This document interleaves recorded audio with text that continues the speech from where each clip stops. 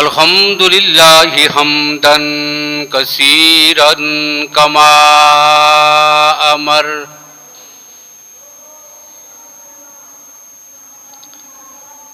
ونشهد ان لا الہ الا اللہ وحدہ لا شریک لہ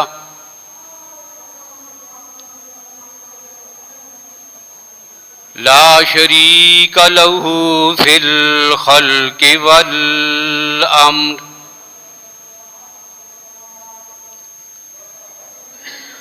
ارغاما لمن جحد به وکفر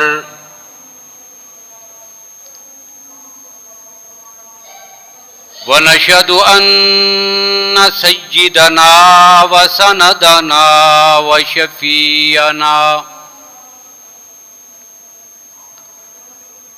وشفیعنا محمدا عبده ورسوله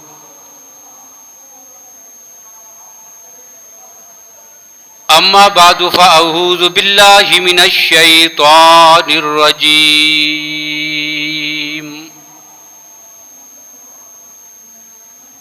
بسم اللہ الرحمن الرحیم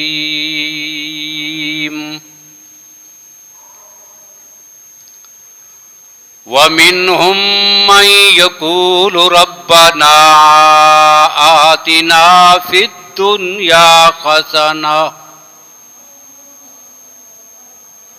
وفي الآخرة حسنة وقنا عذاب النار وقال اللہ تبارک و تعالی فی مقام آخر یا ایہا الذین آمنوا اتقوا اللہ حق تقاتہ ولا تموتن الا وانتم مسلمون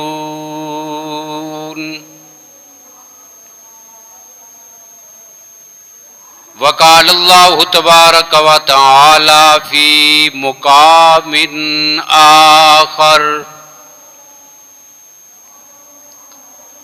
رب قد آتیتنی من الملک وعلمتنی من تأویل الاحادیث فاطر السماوات والارض انت ولی فی الدنیا والآخرہ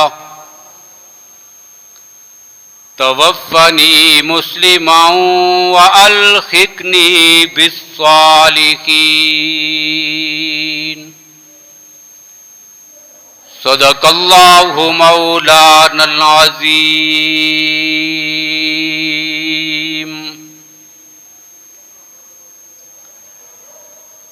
اللہم صلی علی محمد وعلی آل محمد بعدد من قعد وقام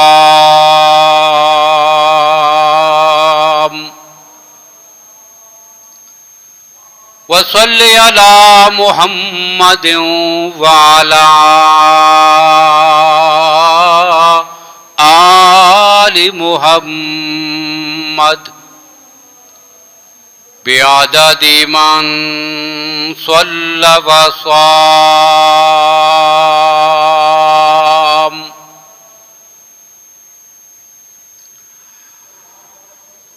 قابل صد احترام بزرگوں، بھائیوں، عزیز دوستو، سورہ بقرہ میں رب العالمین نے جس عظیم دعا کا ذکر کیا ہے، ربنا آتنا فی الدنیا حسنہ وفی الآخرۃ حسنۃ وقنا عذاب النار۔ اسی دعا کے متعلق گفتگو گزشتہ جمعوں میں آپ نے سماعت فرمائی ہے۔ آج بھی اسی دعا کے دوسرے جز وفی الآخرۃ حسنۃ وقنا عذاب النار، اس کے متعلق کچھ باتیں آپ کے سامنے ذکر کرنی ہیں۔ دنیا میں انسان کے پاس جو سب سے زیادہ قیمتی چیز ہے، جو اس کی متاع ہے، جو اس کا سامان ہے، اور سب سے زیادہ جو قیمتی دولت ہے وہ انسان کا ایمان ہے۔ ساری کائنات کے خزانے، ساری دولت، ہیرے جواہرات، مال و زر، ایمان کے مقابلے میں ان چیزوں کی کوئی حیثیت نہیں ہے۔ ایک انسان کے لیے جو سب سے قیمتی سرمایہ ہے وہ یہی ہے کہ بندہ ایمان کی حالت میں زندگی بسر کرے اور اسی ایمان کی دولت کو لے کر وہ اپنے رب کے حضور پیش ہو جائے۔ اب اس کو کہتے ہیں حسن خاتمہ یا خاتمہ بالایمان، خاتمہ بالخیر۔ اب وفی الآخرۃ حسنہ میں سب سے پہلی جو چیز شامل ہے وہ یہی ہے کہ یا اللہ میرا خاتمہ جو ہے وہ ایمان پر ہو۔ جب میں دنیا سے جاؤں تو کہیں ایسا نہ ہو کہ میں ایمان سے محروم ہو جاؤں اور ہمیشہ ہمیشہ کی تباہی اور بربادی میرا مقدر بنے۔ یہ ہے جی حسن خاتمہ۔ اور جب بندہ یہ مانگتا ہے تو اس کے لیے الفاظ کیا ہیں؟ وفی الآخرۃ حسنۃ وقنا عذاب النار۔ یا اللہ تیرا کرم ہوا، تو نے مجھے ایمان کی دولت عطا فرمائی ہے، لیکن میں ڈرتا ہوں کہ یہ قیمتی خزانہ کہیں دنیا سے جانے سے پہلے مجھ سے چھن نہ جائے، لہذا یا اللہ میرے ایمان کی حفاظت بھی تو فرما اور آخری وقت تک مجھے ایمان پہ ثابت قدم رکھ اور میرا خاتمہ بھی ایمان پر ہو۔ وفی الآخرۃ حسنۃ وقنا عذاب النار۔ اور جس کا خاتمہ ایمان پر ہو جائے گا، آخری وقت اسے ایمان کی دولت میسر آ جائے گی۔ اب آخرت کی ہمیشہ ہمیشہ کی نعمتیں، وہ جنت کی رات اور اس کا آرام، وہ ساری چیزیں اس کے مقدر میں آ جائیں گی۔ اور جو خدا نخواستہ آخری وقت ایمان کی دولت سے جا کے محروم ہو گیا تو پھر ہمیشہ کی تباہی اور بربادی اس شخص کا مقدر بنے گی۔ اس سے یہ بھی معلوم ہوا کہ ایک مسلمان کی سب سے بڑی فکر کیا ہو کہ یا اللہ یہ ایمان کی دولت مجھ سے کہیں چھن نہ جائے، میرا خاتمہ ایمان پر ہو۔ وفی الآخرۃ حسنۃ وقنا عذاب النار۔ اب اس کو سمجھنے کے لیے مثال دی ہمارے اکابر نے۔ مثال کیا لکھی ہے کہ ایک آدمی ہو جس کے پاس اس کی پوری زندگی کی محنت اور اس سے حاصل کی جانے والی وہ ساری دولت، اس کو لے کر وہ ایک کشتی میں سوار ہو کر دریاؤں میں سفر کر رہا ہو۔ اب اس کے پاس وہاں کشتی میں کیا ہے؟ اس کی ساری زندگی کی محنت اور اس کی پونجی، اس کا مال و زر، اس کا سونا چاندی، اس کی دولت، اس کے پیسے، پوری زندگی میں بڑھاپے تک جو کچھ کماتا رہا وہ سارا کچھ اس کے پاس ہے۔ اب انہوں نے لکھا کہ پھر بتاؤ یہ آدمی سفر میں اس کی کیفیت کیا ہوگی؟ اسے اس بات کا بھی ڈر ہے کہ کہیں کشتی ڈوب نہ جائے، ساری زندگی کی محنت رائے گاں چلی جائے گی، کہیں ڈاکوؤں سے پالا نہ پڑے، ساری زندگی کی محنت چھن جائے گی۔ اب جس طرح وہ فکر میں اپنے گھر پہنچنے تک پریشان رہتا ہے، ایک بندہ مومن کی زندگی میں شان یہ ہو کہ وہ ہر لمحہ اس فکر میں رہے کہ میں اس ایمان کی دولت کو اپنے ساتھ لے کر اپنی قبر تک پہنچ جاؤں۔ اور یہ بڑا مشکل مرحلہ ہے۔ اللہ کے نبی صلی اللہ علیہ وسلم نے فرمایا، سیدنا حضرت عبداللہ بن مسعود رضی اللہ تعالیٰ عنہ کی روایت ہے، بخاری میں، مسلم میں، ترمذی میں، مسند احمد میں، اللہ کے نبی صلی اللہ علیہ وسلم فرماتے ہیں کہ جب ماں کے پیٹ میں ایک بچے کی تخلیق کا ابتدائی مرحلہ شروع ہوتا ہے، پہلے 40 دن ہیں، اب وہ جو خون ہے اس کی کیفیت بدلتی ہے، اگلے 40 دن کے بعد وہ جو حالت بدلی تھی وہ بدل جاتی ہے۔ اللہ کے نبی صلی اللہ علیہ وسلم نے 40 دن کے فرق سے 3 مرحلوں کا ذکر کیا ہے۔ 40 دن میں ایک کیفیت بدلی، فَخَلَقْنَا الْمُضْغَةَ عَلَقَةً فَخَلَقْنَا الْعَلَقَةَ عِظَامًا فَكَسَوْنَا الْعِظَامَ لَحْمًا، یہ تو بدلتی ہے ترتیب۔ اب 3 بار جب 40 دن ہوئے تو کتنے ہوتے ہیں؟ 4 مہینے۔ اسی حدیث سے یہ پتا چلا کہ ماں کے پیٹ میں بچے میں جو روح پڑتی ہے وہ 4 مہینے کے بعد پڑتی ہے۔ یہ 3 مراحل سے گزر کر مکمل ہوتے ہیں تو روح پڑ جاتی ہے،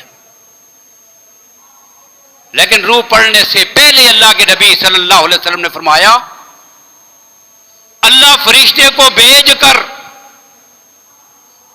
اس آدمی کے بارے میں، بچے کے بارے میں لکھوا دیتے ہیں یہ پوری زندگی میں عمل کیا کرے گا، اس کی عمر کتنی ہوگی، اسے پوری زندگی میں رزق کتنا ملے گا۔ 3 چیزیں، اور چوتھی چیز ہے شقی او سعید، یہ بچہ نیک بخت ہے یا بدبخت، ایمان والوں میں سے ہے یا غیر مسلموں میں سے۔ ابھی ساری کیفیت لکھ دی جاتی ہے۔ اب یہاں تک تو اللہ کے نبی صلی اللہ علیہ وسلم نے اس کیفیت کو ذکر کیا۔ اب جو اگلی بات ذکر کی، اللہ کے نبی صلی اللہ علیہ وسلم نے فرمایا، سنو، اب دنیا میں آ کر ایک آدمی کام کر عمل میں لگ جاتا ہے، ایسے کام کرتا ہے کہ جو اہل جنت جیسے کام ہیں، نیکیوں والے کام، اچھے کام، بس انہیں کاموں میں لگا ہوا ہے، ساری زندگی اچھے کام کرتا رہا، اور بالکل آخری لمحے میں جا کر ایسا کام کر بیٹھتا ہے کہ جو اسے اہل جنت سے نکال کر اہل جہنم میں داخل کر دیتا ہے۔ خاتمہ اچھا نہیں ہوتا، ساری زندگی کی محنت چلی گئی۔ اور ایک آدمی ایسا بھی ہوتا ہے کہ ساری زندگی گناہوں میں گزری ہے، اہل جہنم کے کام کرتا رہتا ہے، آخری وقت اللہ اس سے ایسے کام لے لیتا ہے کہ اس کا شمار اہل جنت میں سے ہو جاتا ہے۔ اس لیے کتنا خوف کا مرحلہ ہے کہ بندے کو یہ فکر ہو کہ میری خدا جانے میرا خاتمہ کیسا ہوگا۔ اب اس کے لیے فکر بھی کرنی ہے، اپنے اعمال پہ نظر بھی کرنی ہے، اور ساتھ ہی رب العالمین سے مانگنا بھی ہے، دعا بھی کرنی ہے، اور دعا بھی رب العالمین نے خود سکھا دیا، کیا؟ وَفِي الْآخِرَةِ حَسَنَةً وَقِنَا عَذَابَ النَّارِ، یا اللہ میرا خاتمہ بھی ایمان پر ہو، یہ رب سے مانگنا ہے۔ شیخ سرمد رحمۃ اللہ تعالی علیہ صوفیاء کرام میں سے بڑی شخصیت گزرے ہیں، انہوں نے فارسی میں ایک بات کہی، عربی کے ایک شاعر نے اسی بات کو عربی میں کہا، کیا؟ انسان کے دنیا میں آنے اور جانے کے موقعوں پر دو منظر ہر آدمی دیکھتا ہے، کیا؟ گھر میں بڑی چہل پہل ہے، سارے عزیز و اقارب جمع ہیں، ساری برادری اکٹھی ہے، بہن بھائی جتنے موجود ہیں سارے آئے ہوئے ہیں، اہل محلہ بھی ساتھ شامل ہیں۔ یہ منظر ہوتا ہے ہر گھر میں، اور ہر انسان کی زندگی میں کتنی بار؟ 2 بار۔ ایک بار جب بچہ پیدا ہوتا ہے، اور ایک بار وہ زندگی گزار کر جب دنیا سے چلا جاتا ہے، پیدائش کا دن اور پھر موت کا دن، سارے اکٹھے ہوتے ہیں۔ اب انہوں نے دونوں مراحل کا ذکر کر کے موازنہ کر کے ایک بات سمجھائی ہے۔ بات کیا سمجھائی؟ کہ دیکھو جس دن بچہ پیدا ہوتا ہے، نومولود بچہ ہے، رو رہا ہوتا ہے، اس کا زیادہ وقت یا سونے میں یا رونے میں، بس انہیں 2 کاموں میں بسر ہوتا ہے، یا رو رہا ہوتا ہے اور جاگ رہا ہوتا ہے تو رو رہا ہوتا ہے، اگر چپ ہوتا ہے تو اس کا مطلب ہے کہ وہ سو رہا ہے۔ اب وہ رو رہا ہوتا ہے مسلسل،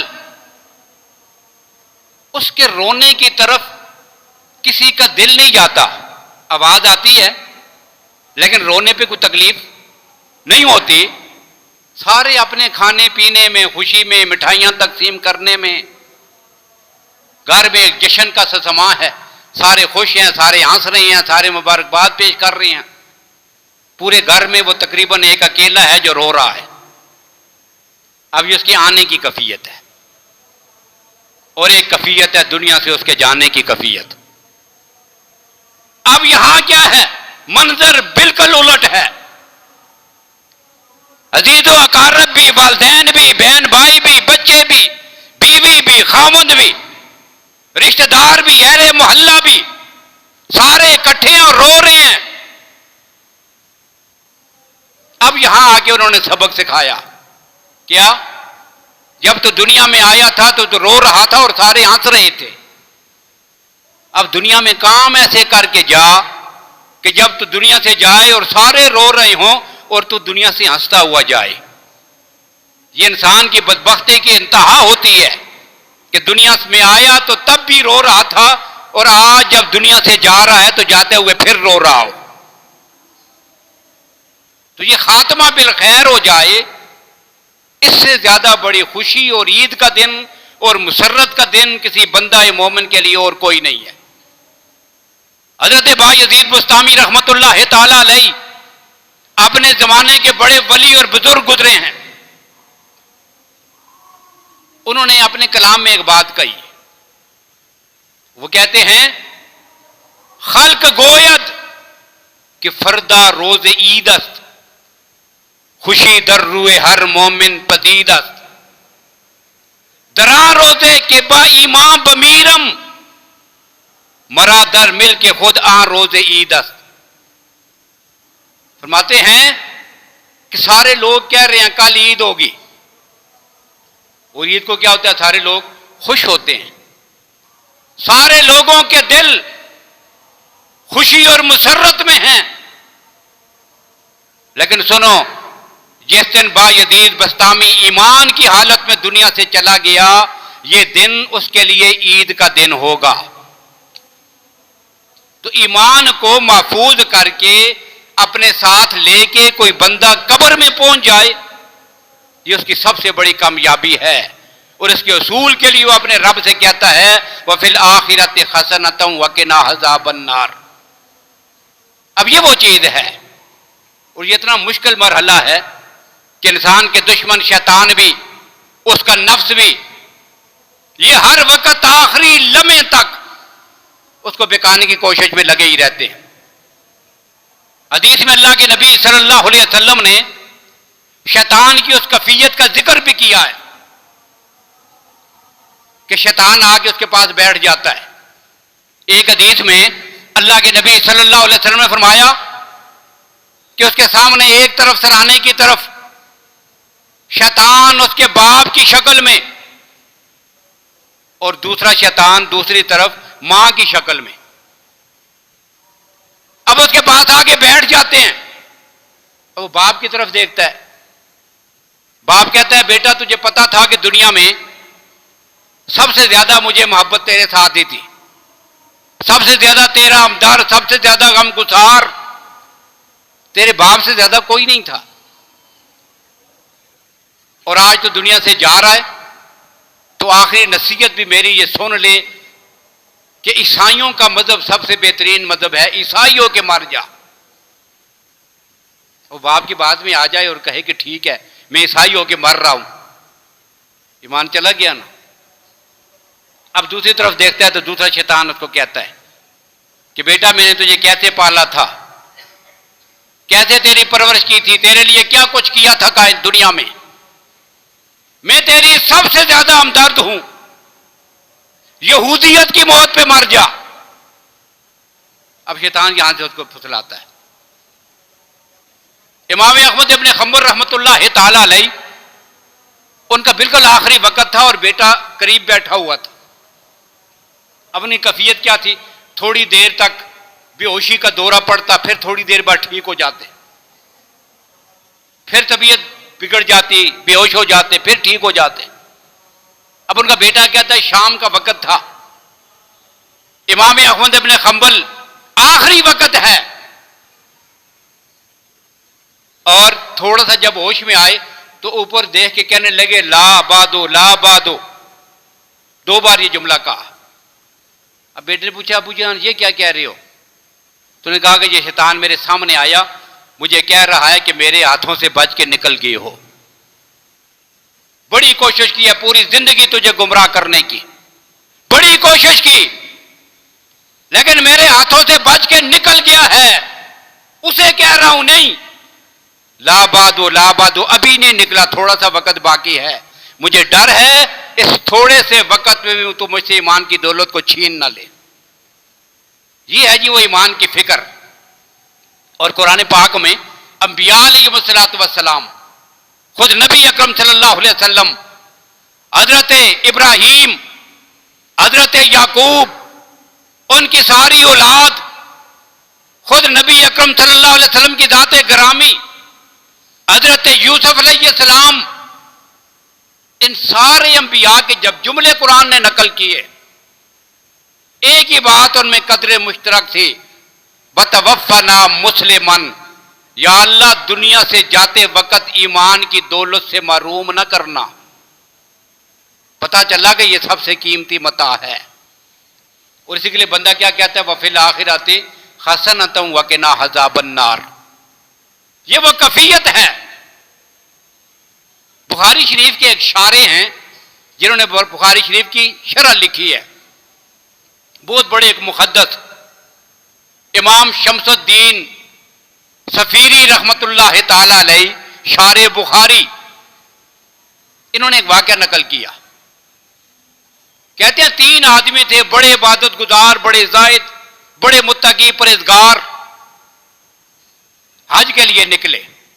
اس زمانے میں پیدل حج ہوا کرتا تھا یا اونٹوں پر، گھوڑوں پر، بس یہ سفر ہوتا تھا۔ اب وہ اپنے اونٹ لے کے نکلے حج کے لیے، چلتے چلتے ایک بستی سے جب گزرے تو ان میں سے جو ایک آدمی تھا نا، اس نے وہاں پر ایک عورت دیکھی، نوجوان لڑکی ہے کوئی، اس پہ نظر پڑی، بڑی خوبصورت لڑکی تھی۔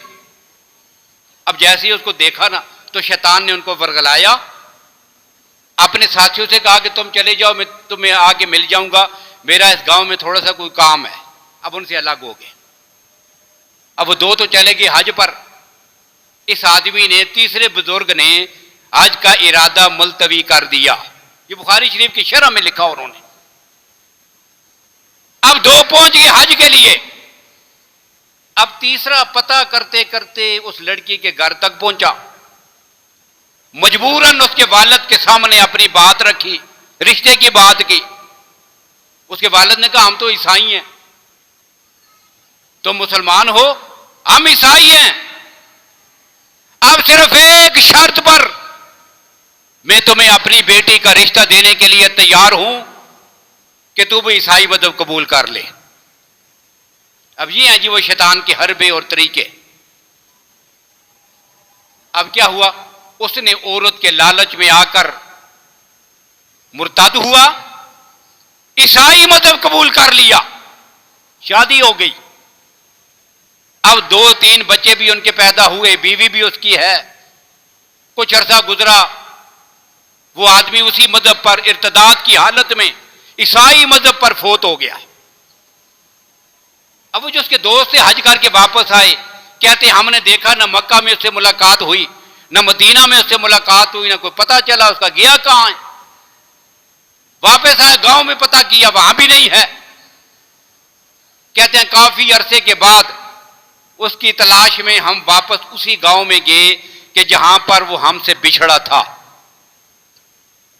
اب کہتے ہیں ہم نے پتہ کیا تو لوگوں نے بتایا کہ وہ جو آدمی تھا اس نے یہاں پہ شادی بھی کی تھی، اس کے بیٹے بھی ہیں، اس کی بیوی بھی ہے، اور وہ آدمی خود فوت ہو گیا ہے. اور عیسائی مذہب اس نے قبول کر لیا تھا، وہ مرتد ہو گیا تھا. اب کہتے ہیں انہوں نے کہا کہ چلو ہمیں دکھاؤ اس کی قبر کہاں پہ ہے. اب وہ اس کی قبر پر گئے دونوں آدمی. اب وہاں جا کے کیا منظر دیکھا؟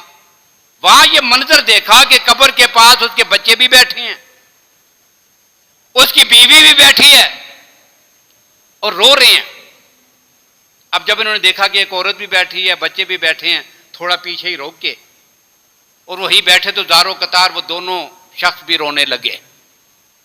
اب ان کے بچوں نے پوچھا، اس کی بیوی نے پوچھا بھئی کیوں رو رہے ہو؟ انہوں نے کہا کہ اصل میں یہ ہمارا بھائی تھا، ہمارا دوست تھا، یہ اپنے زمانے کا بڑا بزرگ اور زاہد آدمی تھا، یہ حج کے لیے آیا تھا، مسلمان تھا،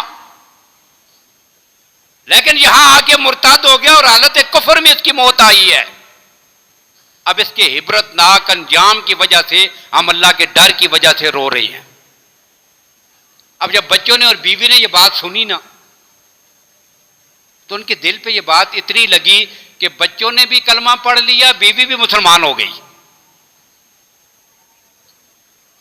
اب یہاں پر انہوں نے ایک جملہ لکھا، انہوں نے کہا کتنا خوف اور ڈر کا مقام ہے، وہ اللہ کتنی قدرت اور طاقت والا ہے، جب وہ چاہتا ہے تو اپنے زمانے کا ولی بھی مرتد ہو کے مرتا ہے، اور جب اس کی طرف سے مقدر میں لکھا ہوتا ہے تو کافروں کی اولاد بھی مسلمان ہو کے مرتی ہے. اس لیے ڈرنا چاہیے، خوف خدا ہو دل میں. پتہ نہیں میری موت کس حالت میں آئے گی، عمل کروں گا اور آخری وقت میرا خاتمہ جو ہے وہ کس ترتیب سے ہوگا. اس لیے بندہ کیا کرے، وفی الآخرۃ حسنۃ وقنا عذاب النار. یا اللہ میرا خاتمہ بھی ایمان کی حالت میں ہو، خاتمہ بالخیر ہو، میری آخرت بھی اچھی ہو. اور حدیث میں ہے، بخاری شریف کی شرح میں یہ حدیث نقل کی گئی ہے کہ جب اللہ نے شیطان کو راندہ درگاہ کر کے نکال دیا تھا نا، شیطان کو جنت سے نکالا گیا، اب حضرت جبرائیل بھی، حضرت اسرافیل بھی، حضرت میکائیل بھی، چاروں یہ مقرب فرشتے رو رہے ہیں. جو سب سے بڑے مقرب فرشتے ہیں نا چار، یہ چاروں رو رہے ہیں زاروں قطار. اللہ نے پوچھا میرے فرشتوں تم کیوں رو رہے ہو؟ انہوں نے کہا کہ ہم نے انجام دیکھ لیا ہے، ہمارے ساتھ عبادت کرنے والا، اپنے زمانے کا متقی پرہیزگار، سجدے کرنے والا، نمازیں پڑھنے والا، تجھے یاد کرنے والا، جسے طاؤوس الملائکہ کہتے تھے، وہ سب کا بڑا بنا ہوا تھا، سب سے زیادہ اعزاز اور عزت اسے حاصل تھی. لیکن جب تیرا فیصلہ آیا ہے تو تو نے اسے راندہ درگاہ کر کے نکال دیا ہے. کوئی پتہ نہیں چلتا کہ تیرے فیصلے کب تبدیل ہو جاتے ہیں. ہمارا انجام کس حال میں ہوگا، اس انجام کو دیکھ کر ہم تیرے خوف کی وجہ سے رو رہے ہیں۔ اور حدیث میں اللہ کی ذات نے فرمایا میرے فرشتوں ایسی ہی فکر کرتے رہنے چاہیے، کیا پتہ ہے کسی انسان کا انجام کیا ہوگا۔ اس لیے خوف خدا، اللہ کا ڈر، خشیت الہی، یہ فکر ہو کہ خدا جانے میرا خاتمہ کس حالت میں ہوتا ہے۔ اور قرآن پاک میں مفسرین نے اس آیت کے ضمن میں لکھا کہ جب حضرت موسیٰ علیہ السلام اور جادوگر آمنا سامنا ہوا، انہوں نے اپنا کرتب دکھایا، موسیٰ علیہ السلام نے معجزہ دکھایا، سب نے کلمہ پڑھ لیا، اور کلمہ پڑھنے کے بعد فرعون نے انہیں دھمکی دی کہ تمہیں پھانسی پہ لٹکایا جائے گا، لَأُصَلِّبَنَّكُمْ فِي جُذُوعِ النَّخْلِ، کھجوروں کے تنوں کے ساتھ لٹکا کر تمہیں پھانسی دی جائے گی، تمہارے ہاتھ پاؤں کاٹے جائیں گے، تمہیں قتل کیا جائے گا۔ جواب میں کیا کہا تھا؟ قالوا لا ضیر انا الی ربنا منقلبون، کوئی فکر نہیں، کوئی پرواہ نہیں، کوئی ڈر نہیں، ہم نے اللہ کی توحید کا کلمہ پڑھ لیا ہے، اس سے پیچھے ہٹنے کے لیے تیار نہیں ہیں۔ اور پھر رب کے حضور دعائیں شروع کر دی۔ ان دعاؤں میں کیا تھا؟ وَتَوَفَّنَا مُسْلِمِينَ، یا اللہ ایمان تو لے آئے ہیں، اب ہمارا خاتمہ بھی اسی ایمان کی حالت میں ہو۔ یہ جی خاتمہ بالخیر۔ ایمان کی دولت میسر آ جانا بہت بڑی بات ہے، لیکن اس سے بھی بڑی بات یہ ہے کہ بندہ اپنے ایمان کو لے کر اپنی قبر میں چلا جائے، اس کا خاتمہ ایمان پر ہو۔ وَفِي الْآخِرَةِ حَسَنَةً وَقِنَا عَذَابَ النَّارِ، اور اسی وجہ سے آخری وقت ہے حضرت یعقوب علیہ السلام کا، حضرت ابراہیم علیہ السلام کا، اپنے بیٹوں کو وصیت کرتے ہیں لا تموتن الا وانتم مسلمون، میرے بیٹوں تمہاری موت اس حالت میں آئے کہ تمہارے پاس ایمان کی دولت ہو، تم اس حال میں مرنا۔ اب یہاں پر مفسرین نے بڑی بحث لکھی ہے، انشاءاللہ اس کی تفصیل آئے گی کہ موت تو انسان کے اپنے بس میں نہیں ہے کہ میری موت کس حالت میں آئے گی۔ پھر اللہ قرآن میں کیوں کہتے ہیں فلا تموتن الا وانتم مسلمون، میں بھی یہ بات کہی گئی ہے یا ایھا الذین آمنوا اتقوا اللہ حق تقاتہ ولا تموتن الا وانتم مسلمون، تمہاری موت اس حال میں آئے، تم اس حالت میں مرو کہ تم مسلمان ہو۔ اب یہ میرے اپنے اختیار میں نہیں ہے، تو پھر قرآن نے کیسے کہہ دیا، اللہ نے کیسے حکم دے دیا؟ اب اس کا سیدھا سا ایک عام جواب یہ ہے کہ اللہ کے نبی صلی اللہ علیہ وسلم نے فرمایا تموتون، تم اس حالت میں مرو گے کما تحیون، جس حالت میں تم نے زندگی گزاری ہے۔ تموتون کما تحیون، تمہاری موت اس حالت میں آئے گی جس حالت میں تم نے زندگی گزاری۔ اس کا معنی کیا ہے؟ لا تموتن الا وانتم مسلمون، کہ تم پوری زندگی اپنی صحت میں، اپنی سلامتی میں اسلام کے اصولوں کی پاسداری کرو، اللہ یہ کرم کرے گا کہ تمہیں موت بھی اسی ایمان اور اسلام کی حالت میں آئے گی۔ یہ مراد ہے اس سے۔ تو یہ بہت بڑی بات ہے کہ اللہ کی ذات کسی انسان کا خاتمہ ایمان پہ کر دیں۔ رب سے یہ مانگنا چاہیے۔ سیدہ عائشہ رضی اللہ تعالیٰ عنہ کی روایت ہے، سیدہ ام سلمہ رضی اللہ عنہ، دیگر صحابہ کرام، اور یہ حدیث درجنوں صحابہ کرام سے منقول ہے۔ اللہ کے نبی صلی اللہ علیہ وسلم جب دعا فرماتے تھے اللہم ثبت قلبی علی دینک، یا اللہ میرے دل کو اپنے دین پہ ثابت رکھ، میرے دل میں آخر وقت تک ایمان کی دولت ہو۔ اب یہ دعا اللہ کے نبی فرمایا کرتے۔ پھر صحابہ کرام نے پوچھا، سیدہ ام سلمہ نے سوال کیا، ایک صحابی کہتے ہیں یا رسول اللہ ہم آپ پر سچے دل سے ایمان لے آئے ہیں، آپ کی تصدیق کی ہے، کلمہ پڑھ لیا۔ ظاہر ہے صحابی سمجھتے تھے نا کہ جب اللہ کے نبی نے دعا فرمائی ہے تو یہ تو اللہ کے نبی ہیں، اللہ نے آخری لمحے تک اپنے نبی کو اپنے دین پر ثابت قدم ہی رکھنا ہے۔ یہ پیغمبر کی دعا یہ ہمارے لیے ہے۔ یا اللہ میرے صحابہ کو، میری پوری امت کو دین اسلام پہ ثابت قدم رکھ، یہ دعا ان کے لیے ہے۔ اب اسی مفہوم کو سامنے رکھ کر صحابی سوال بھی یہی کرتے ہیں، یا رسول اللہ ہم نے آپ کا کلمہ پڑھ لیا، ہم نے آپ کی تصدیق کی ہے، ہم آخری لمحے تک آپ کے ساتھ کھڑے ہیں، پھر آپ یہ دعا کیوں کرتے ہیں؟ اور سیدہ ام سلمہ رضی اللہ عنہا نے یہ رد کیا تھا، یا رسول اللہ آپ یہ دعا کثرت سے کیوں کرتے ہیں؟ اب دونوں موقعوں پہ اللہ کے نبی نے جو جواب دیا تھا، اب اس کا خلاصہ ذکر کر رہا ہوں۔ اللہ کے نبی صلی اللہ علیہ وسلم نے فرمایا کہ عائشہ سنو، ام سلمہ تو بھی سن، میرے صحابہ تم بھی سنو، ہر انسان کا دل اللہ کی دو انگلیوں کے درمیان ہے۔ اللہ جب چاہتے ہیں تو وہ ادھر ہوتا ہے، جب چاہتے ہیں تو ادھر ہو جاتا ہے۔ اور سیدہ ام سلمہ رضی اللہ عنہا والی روایت میں الفاظ ہیں، اللہ جب چاہتے ہیں فَأَقَامَ وَإِذَا شَاءَ فَأَزَاغَ، اللہ جب چاہتے ہیں بندہ ایمان پہ قائم رہتا ہے، جب رب کا فیصلہ آ جائے نا تو بندہ ایمان کی دولت سے محروم ہو جایا کرتا ہے۔ اس لیے رب سے دعا کیا مانگے؟ اللہم ثبت قلبی علی دینک وفی الآخرۃ حسنۃ وقنا عذاب النار۔ تو یہ مانگنا ہے اپنے رب سے۔ باقی گفتگو انشاءاللہ آئندہ، اللہ تعالیٰ ہم سب کو عمل کرنے کی توفیق نصیب فرمائیں۔ وآخر دعوانا الحمدللہ رب العالمین۔